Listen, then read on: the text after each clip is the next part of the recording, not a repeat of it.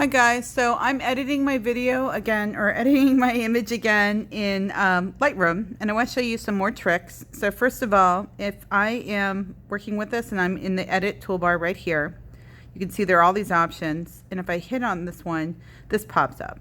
Now, if I want to know what these do, first of all, it's pretty obvious. I can just slide my cursor back and forth and I can see that this clearly is affecting exposure.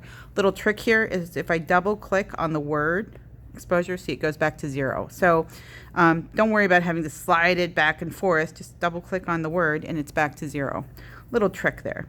Another thing to know about is if you want to know a little bit more about these instead of just shooting in the dark, like I really don't understand what whites do, so I'm going to come up to this question mark and click on whites, and it says set the white point of the image, and it actually shows you an example of what it looks like. And it's what's cool about this is not only does it show you on an exemplar image, but now if I go to show me here, it actually, it's not, I'm not doing anything. It's actually scrolling back and forth by itself, which is kind of nice to see. And when I'm done, I can just click on it and just say, okay, I got it.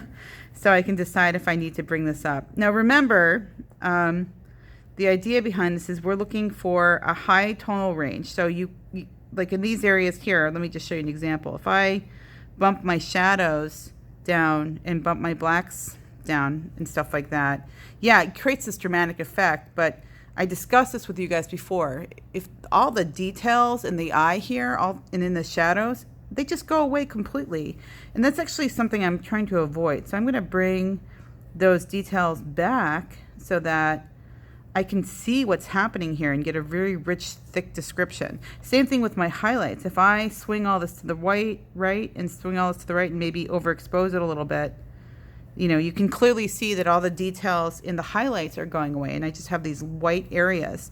So again, it's something that you have to just kind of play around with and see, is this helping or hurting the image? But if you start to see areas where all the details get lost in the dark areas or all the details get lost in the light areas, you're going to need to play around. And again, if you feel like, oh, I went too far and I want to bring it back to 0, just double click again. And what's nice about this, and I love to do this, is once I've kind of played around with this, contrast is my personal favorite, and brought it to maybe a point where I can sort of compare. I'm going to bump exposure down just a little bit there.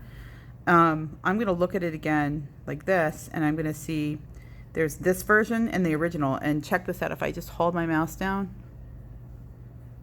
let me see. Whoops, create version. I'll call this edited. Okay, for some reason it's not doing it. If I'm in this, I'll show it this way. Let me go to apply, and then, oops. Apply. Yeah, now check this out. If I hold my mouse down, see, it goes back to the original as well.